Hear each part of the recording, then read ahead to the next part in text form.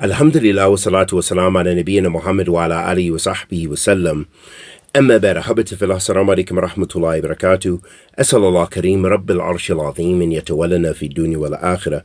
أحبتي في الله, question was asked. I'm a single mother and I was recently divorced, and I have children, and I still have to interact with the husband. How should I behave with him? So this question has been asked many times, and I've answered this question. However,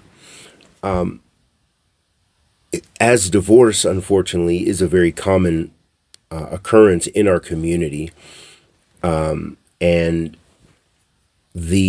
sometimes there's a necessity for it. Sometimes it is perhaps a recommended thing. Sometimes it is which is a disobedience to Allah subhanahu wa ta'ala. It's muharram.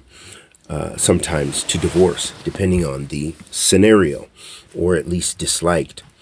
And so that has to do with the ahkam in general of the divorce. As far as the responsibility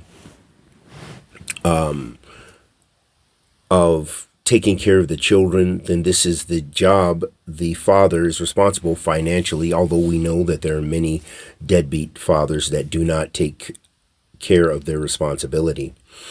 Another point I want to mention, even before getting into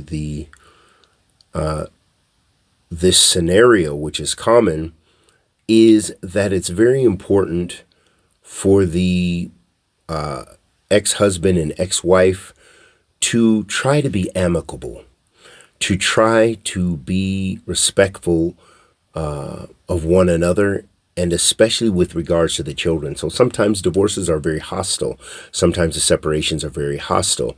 And this is very unfortunate, but it's a very real reality.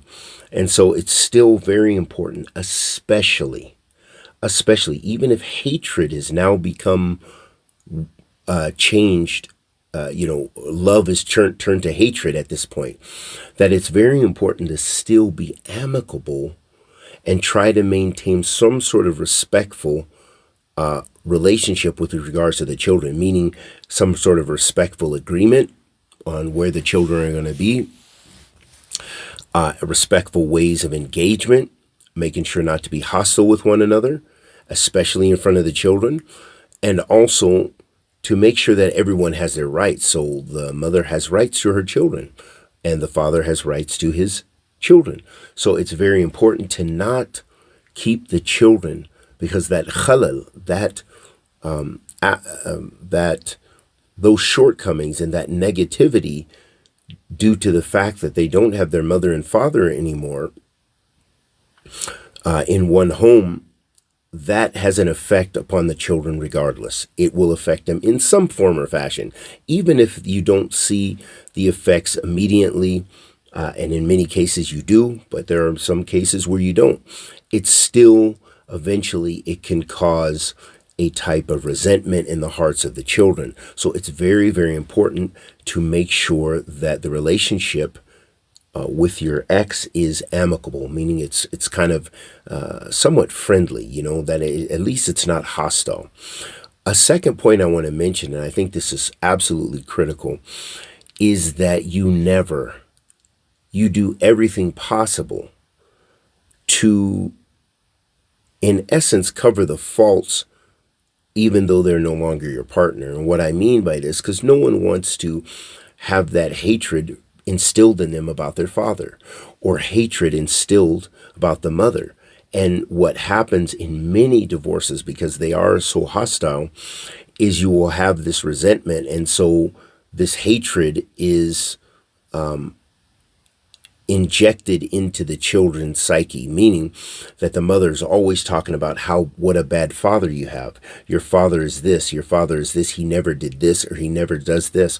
So this obviously breeds negativity and instills negativity into the hearts of the children, especially when there are custody battles and when they're in different homes.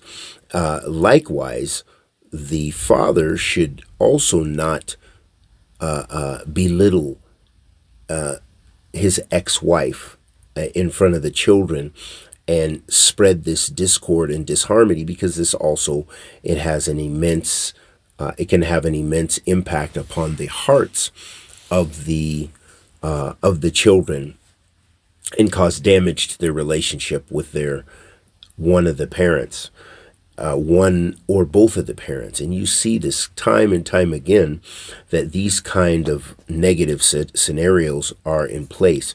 So it's very important, for the sake of Allah subhanahu wa ta'ala, thumma, then the children, is to realize the impact that you're having, for the sake of Allah, to be as kind and as gentle as you can in that scenario. Be as patient and respectful, and a degree of tolerance.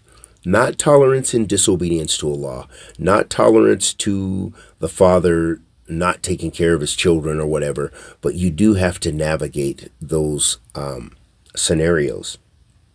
And try, especially in front of the children. The children they've already lost their father or lost their mother. They don't need to hear you guys fighting on the phone all the time, or or going through custody battles and so forth. And a final thing I want to mention in regards to this, because this is also an issue that we have, especially in Western countries, is that sometimes the custody battles cannot be dealt with. The people do not deal with it.